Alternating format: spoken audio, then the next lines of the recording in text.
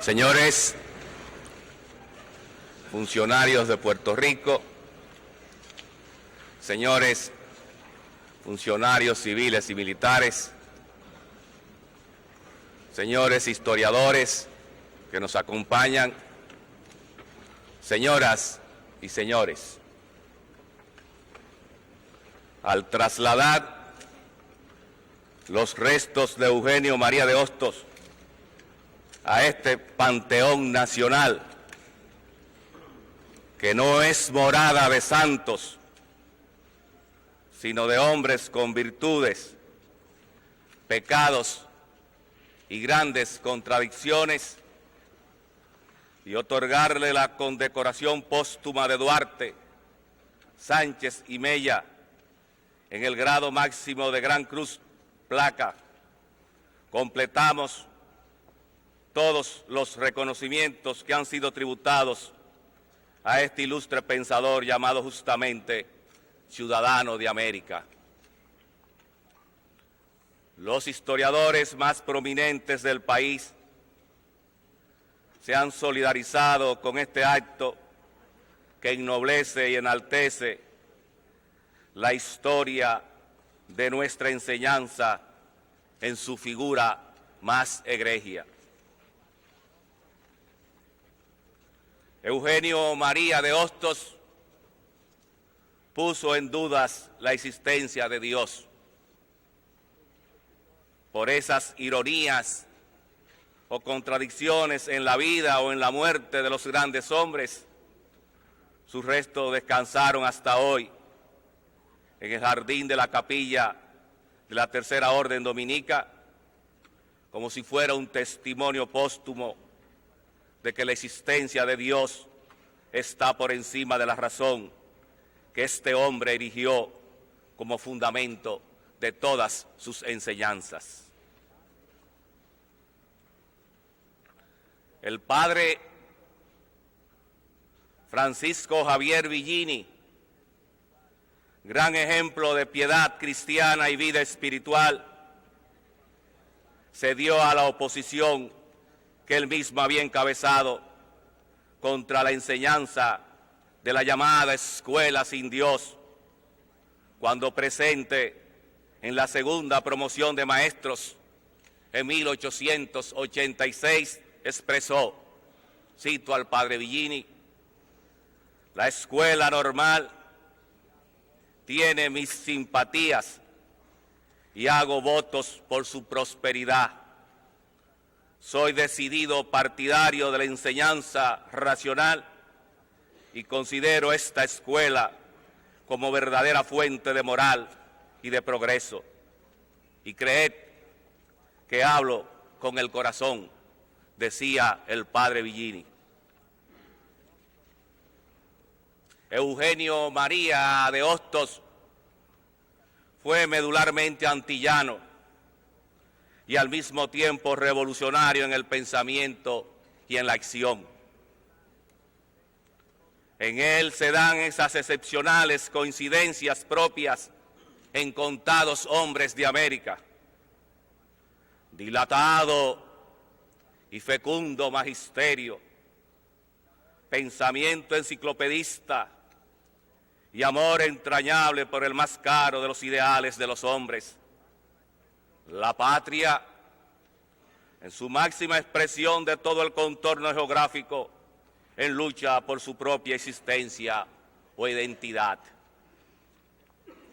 Su magisterio se extendió por toda América, con asiento prolongado en la República Dominicana y en Chile. Su pensamiento fue admirado en Europa, lo predicó y lo practicó. La patria primero, para así llegar al Caribe y al continente americano, pero más aún a toda la humanidad.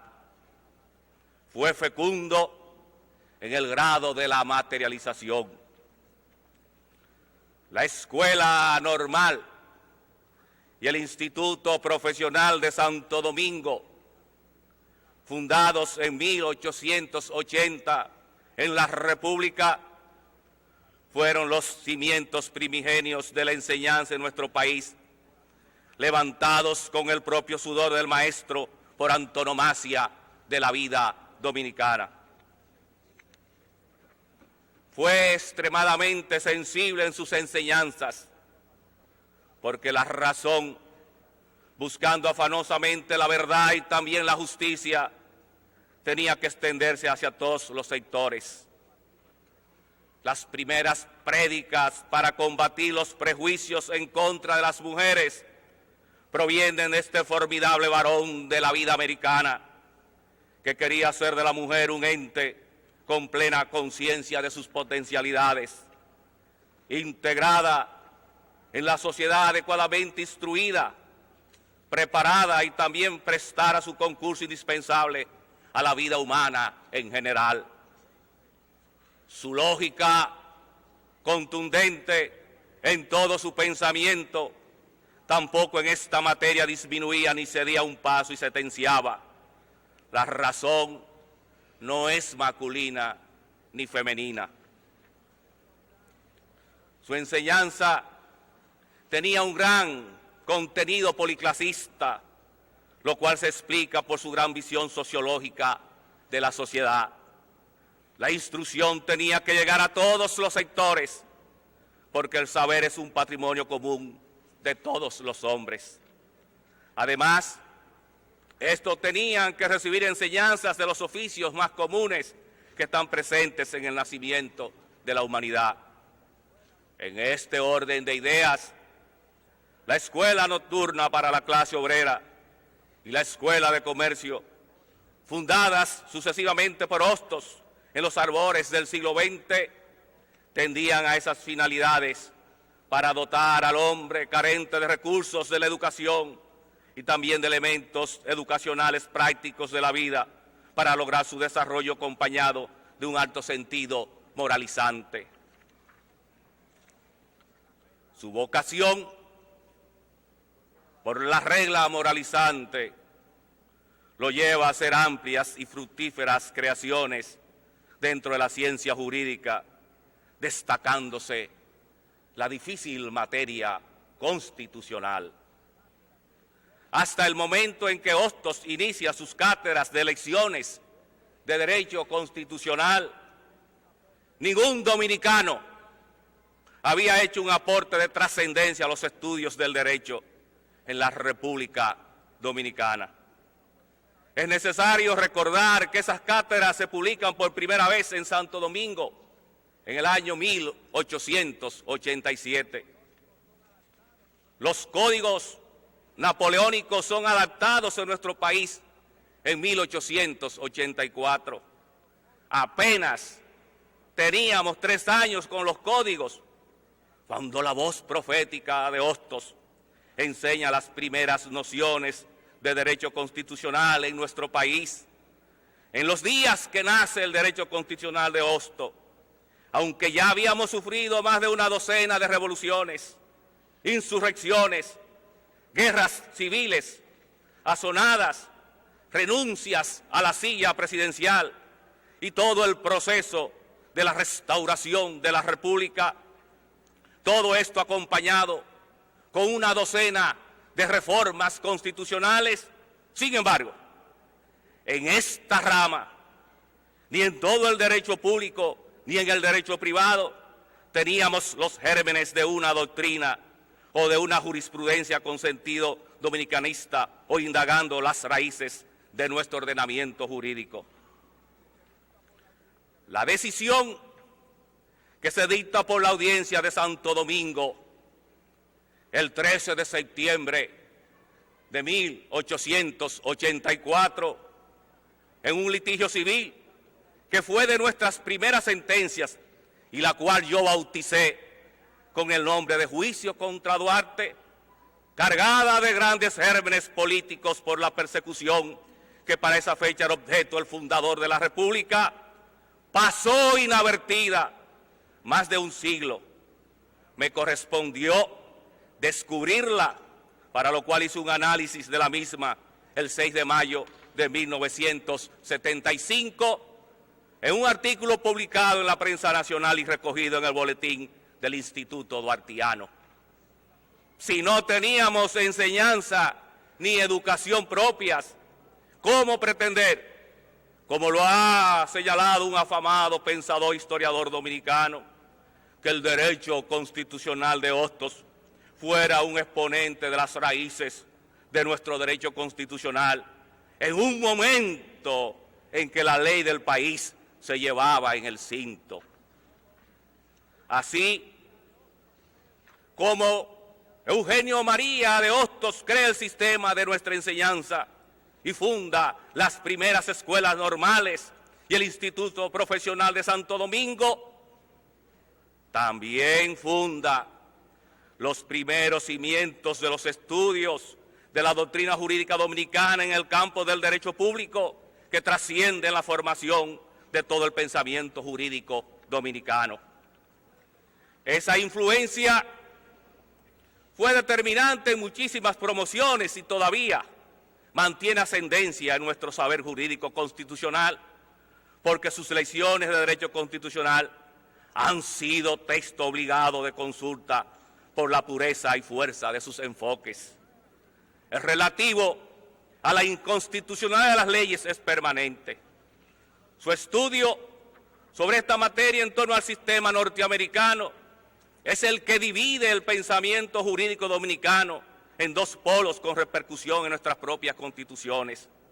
O la inconstitucionalidad es un recurso extraordinario o es materia común como cualquiera otra sometida a las jurisdicciones de juicio. Sus lecciones de derecho constitucional contienen un estudio pormenorizado de esta delicada materia, válida tanto ayer cuando Hostos las escribió como hoy, en que ese sistema, con sus críticas o intentos de modificación, mantiene su plena vigencia en la República, respirándose con o sin conciencia de ello, dentro o fuera de nuestros tribunales o en las aulas universitarias, el saber jurídico de quien acompañó sus dotes de maestro con los dones propios de los gallos romanos. Para comprender esto y toda la rigurosa exposición de Hostos en sus lecciones de derecho constitucional y cómo esto ha repercutido en nuestra vida constitucional, recurro a citarlo textualmente con este párrafo. Cito a Hostos: merced al precepto constitucional y a la jurisprudencia de los tribunales federales, toda inconstitucionalidad, ora de hecho, ora sea de ley, cae bajo la autoridad de la justicia común, tan pronto como el lastimado por lo prescrito en contra de la Constitución razona, argumenta o litiga en nombre de ella. Esta cita del maestro Hostos resume más de 70 años de vida constitucional en la República Dominicana. Sus lecciones de derecho constitucional revelan una firme inclinación de buscar la institucionalidad del Estado dentro de los lineamientos anglosajones en base al gobierno representativo, viéndose dicha organización como una consecuencia de las condiciones o circunstancias reales de una sociedad cualquiera. Además, la crítica a que me refería anteriormente choca con el propio origen de nuestros fundamentos constitucionales.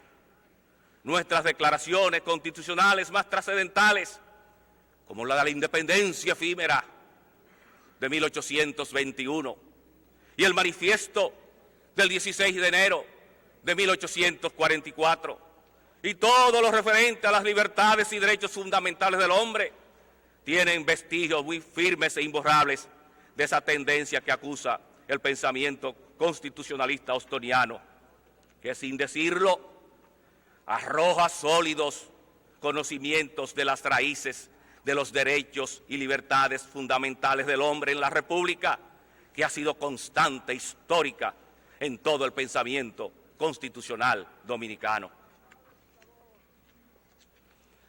Incansable luchador por la independencia de Cuba y Puerto Rico.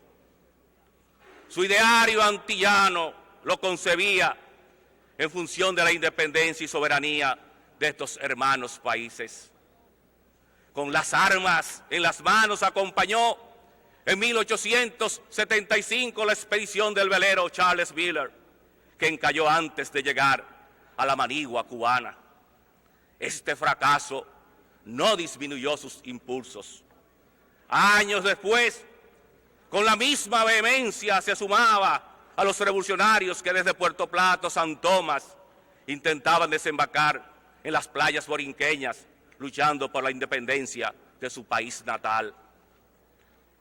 Su gran discurso, pronunciado en Madrid el 20 de diciembre de 1868, pieza oratoria sin par en la improvisación, señala su alejamiento total de España y lo colocó como francotirador que, lejos de sumar al público para que entendiese la justicia de la independencia de las Antillas, lo ubicó más opositor a la causa que estaba defendiendo.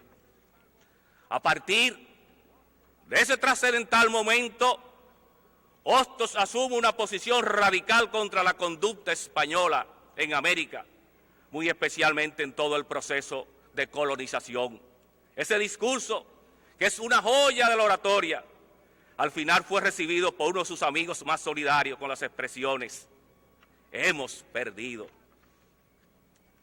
Este hombre era un antillano firmemente convencido de la unidad caribeña. Su carta dirigida al presidente Prado del Perú el 10 de agosto de 1873 recoge magistralmente su pensamiento cuando, entre otras valiosas referencias, expresa, lo cito: yo creo tan firmemente como quiero que la independencia de Cuba y Puerto Rico puede servir al porvenir de la América Latina. Continúo la cita.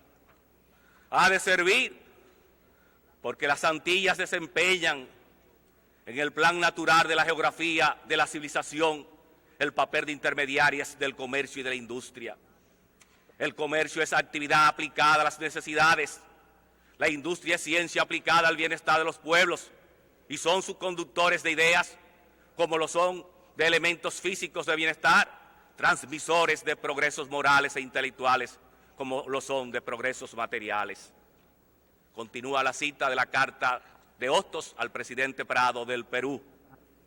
Debe servir porque las Antillas son complemento geológico del continente americano, complemento histórico de la vida americana, complemento político de los principios americanos, y tienen el deber, no ya el derecho, de sustraerse a toda acción perturbadora de la unidad geográfica, histórica y política de América. Fin de la cita de Hostos.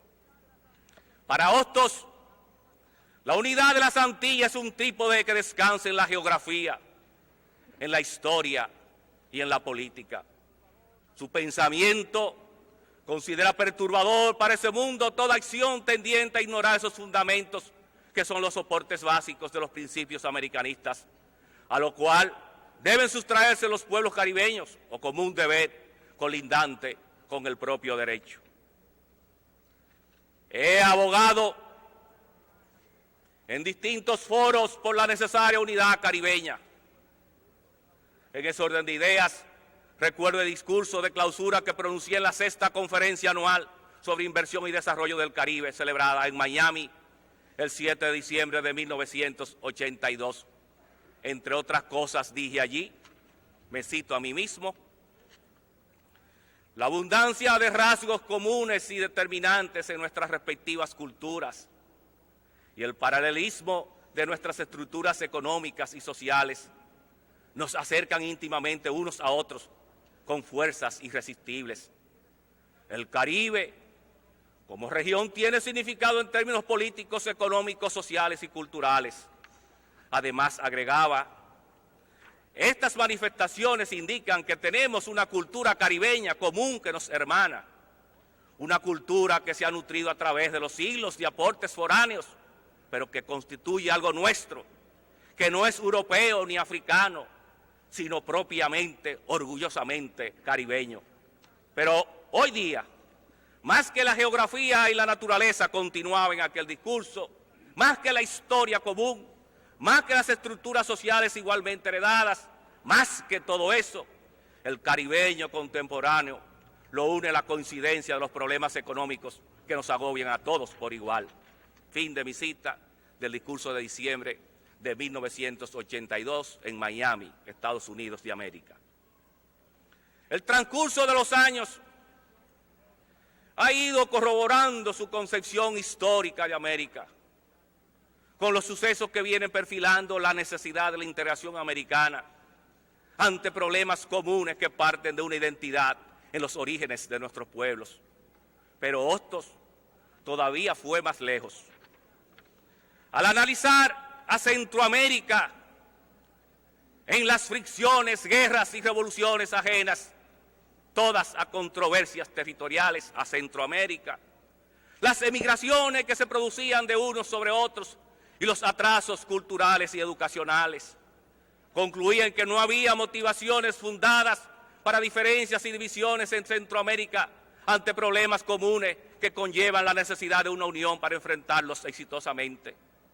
Y que lo único que sí podía erigirse en un serio factor de enfrentamiento, suspicacia o amenaza en el área era que surgiera en uno de esos países un régimen que fuera distinto a los demás o por su expresión revolucionaria o reaccionaria. A América Latina la contemplaba como un gigante dormido, no obstante sus potencialidades provenientes de sus grandes recursos naturales y de la fuerza inmersa en sus inmensos recursos humanos. En crítica mordaz dirigida a España, señalaba que todas las repúblicas americanas han nacido muertas. Nadie como Hostos ha expresado en la belleza de sus líneas lo que es América. No resisto la tentación de reproducir ante sus restos uno de sus tantos párrafos que hablan elocuentemente de esa hermosa concepción.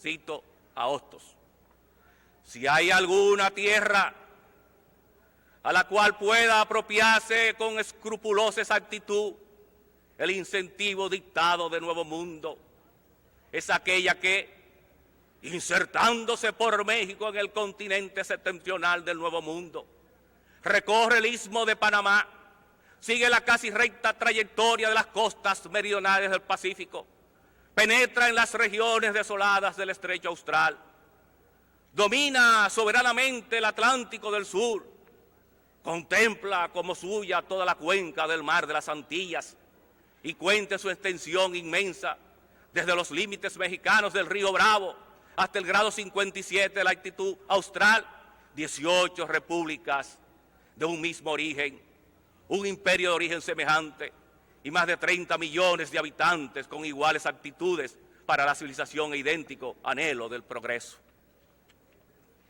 Continuaba: ese es un mundo nuevo, no solo por ser casi completamente desconocido del naturalista, del sociólogo, del comercio y de la industria universal del viejo mundo y hasta de sí mismo, sino porque la tarea que le está encomendada por sus antecedentes tradicionales y por sus fines históricos es totalmente nueva en la vida de la humanidad.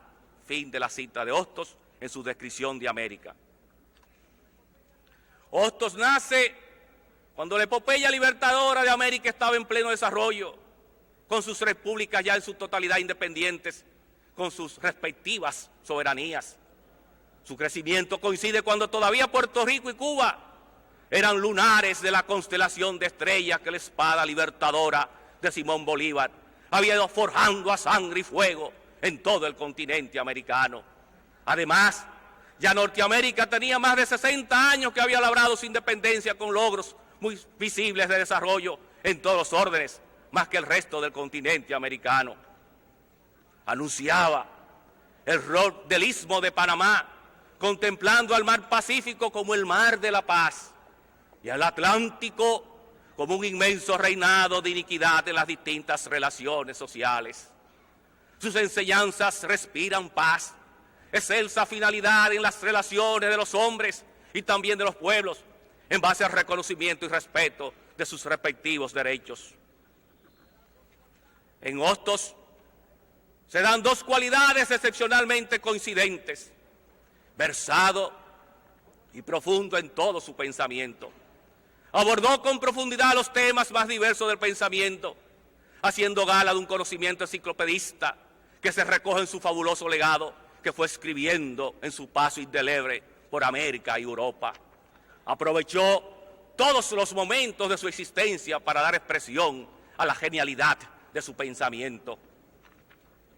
Sus expresiones sentenciosas que aparecían en el discurrir de su pensamiento quedan grabadas perennemente en la conciencia de toda la humanidad, tales como para rechazar la pena de muerte, matar no es castigar, o en la realización de la propia moral, cuando sus discípulos se le acercaban pidiendo con urgencia la publicación de la moral para contrarrestar a quienes la calificaban de inmoral, les contestó lapidariamente: mal predica quien mal vive, y mal vive quien mal piensa y quien mal dice. Bien predica quien bien vive, y bien vive quien bien piensa y quien bien dice. Continuaba: son las calumnias de la propaganda en sentido contrario. Dejémosla pasar, que eso no daña, pues el mérito del bien está en ser hecho, aunque no se ha comprendido ni estudiado. Y vivamos la moral, que es lo que nos hace falta, terminaba el maestro. Fue tierno, al margen de su lógica fría que aparece en el curso de sus escritos, que como mandamientos sociológicos y moralizantes formaron los primeros maestros dominicanos que continuaron transmitiendo el saber ostoniano. Su ternura tenía profundo reflejo de amor a la patria, sin concretizarse aquí o allá o acullá, pero sí la patria grande, americana, o la más pequeña, la caribeña. Ilustre pensador del Caribe, de América y del mundo, te veneramos y te admiramos cada vez más. Tu obra fecunda, imperecedera, por todas tus sabias enseñanzas, obliga al reconocimiento permanente de tus nobles virtudes ciudadanas.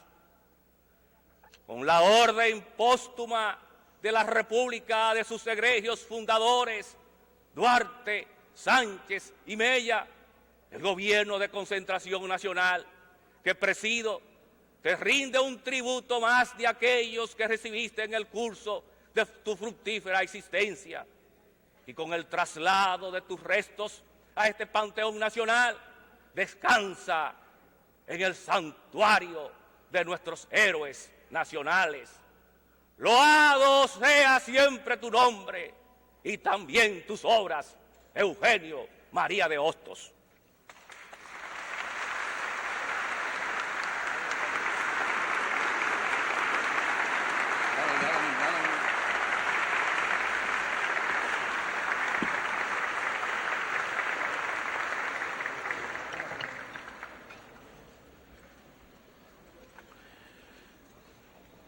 Han oído así el discurso del ciudadano presidente de la República, doctor Salvador Jorge Blanco. A continuación, la lectura del decreto de condecoración póstuma realizado por el consultor jurídico del Poder Ejecutivo, licenciado Emmanuel Esquea Guerrero.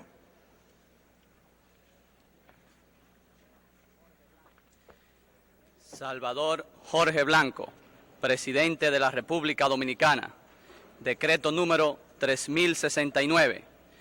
Considerando los altos merecimientos del ilustre humanista y educador Eugenio María de Hostos, gloria del mundo hispanoamericano, fallecido en la ciudad de Santo Domingo de Guzmán, capital de la República Dominicana, en el año 1903, considerando la extraordinaria labor realizada por tan insigne personaje en pro del pueblo dominicano y de los demás países de América, vista la ley número 1113 del 26 de mayo de 1936 y sus modificaciones, y oído el parecer del Consejo de la Orden del Mérito de Duarte, Sánchez y Mella, en ejercicio de las atribuciones que me confiere el artículo 55 de la Constitución de la República, dicto el siguiente decreto.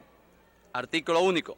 Se concede como homenaje póstumo la condecoración de la Orden del Mérito de Duarte Sánchez y Mella en el grado de Gran Cruz, placa de plata, al ilustre maestro y humanista Eugenio María de Hostos, dado en Santo Domingo de Guzmán, Distrito Nacional, capital de la República Dominicana, a los 19 días del mes de junio del año 1985, año 142 de la Independencia y 122 de la Restauración, firmado Salvador Jorge Blanco.